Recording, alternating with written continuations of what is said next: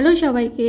আজ সোমবার, অক্ষয় তৃতীয়া। আমি আর মা বেরিয়েছি, যাচ্ছি মাসির বাড়িতে। ওখানে গৃহপ্রবেশের পুজো আছে। আর নতুন বছর পড়ার পর এই প্রথম কারো বাড়িতে যাচ্ছি। এখন বাজছে ওই 11:30 12:30 মতন। ট্রেনে উঠে পড়েছি আর পৌঁছেও গেছি। পুজো তো অনেকক্ষণ ধরে হচ্ছে, এখন যজ্ঞ শুরু হবে।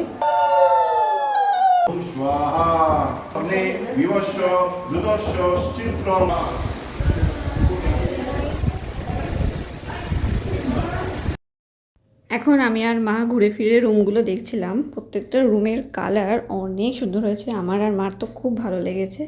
আর পুজো প্রায় শেষের দিকে, আমরা এখন খেতেও বসেও পড়েছি। আর থালায় পড়ে গেছে পনির পাসিন্দা আর একটা টক মিষ্টি চাটনি, যেটার সাথে খেতে খুব ভালো লাগছিল। আর এরপরে পড়ে গেছে কড়াইশুঁটির কচুরি আর চানা। এটাও আমার খুব ভালো লাগে।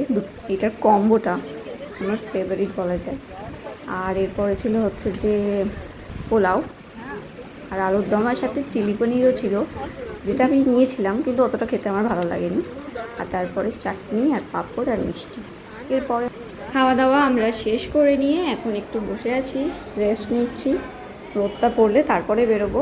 এই ব্লগটা এই পর্যন্তই রাখছি, পরের ব্লগে আবার দেখা হবে।